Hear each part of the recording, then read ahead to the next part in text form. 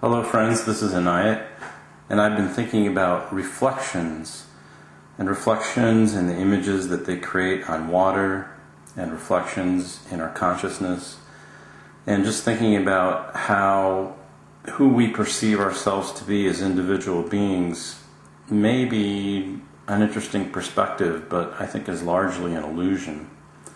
So imagine waves, imagine the surface of the water, and imagine that as the water is disturbed, as water droplets come to the surface of the water, there are waves that are sent out.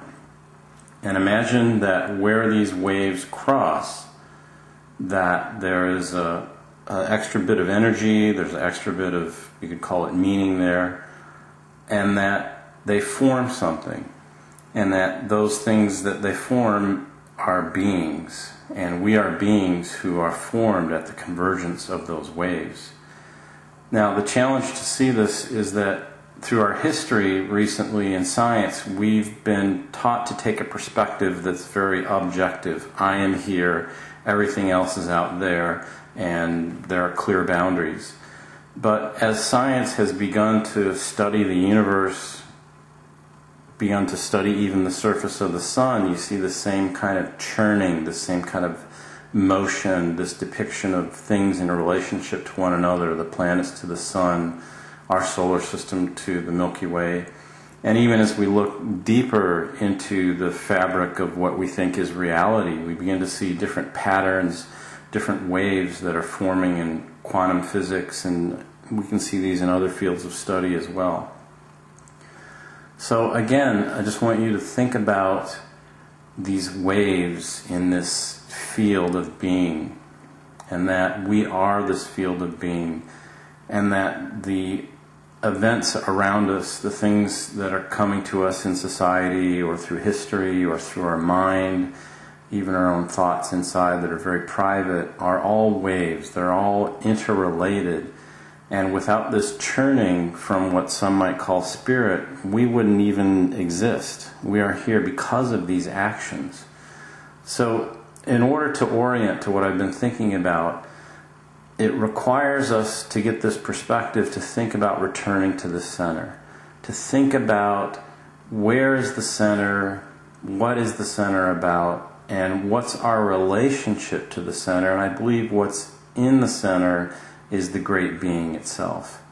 And this great being, as it goes through its motion through this dimension, through other dimension, it projects different manifestations.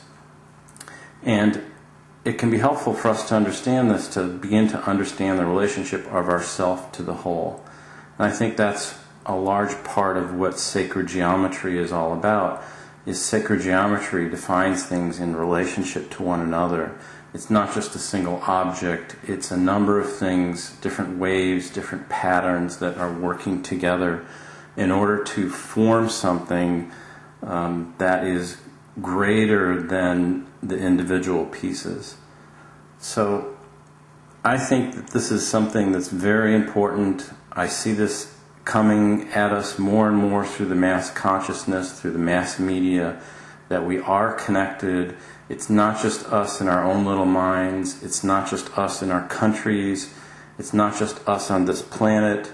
There are a whole set of interactions that are going on, and we see this and are seeing this more and more. So I invite you to look at the patterns of life around you.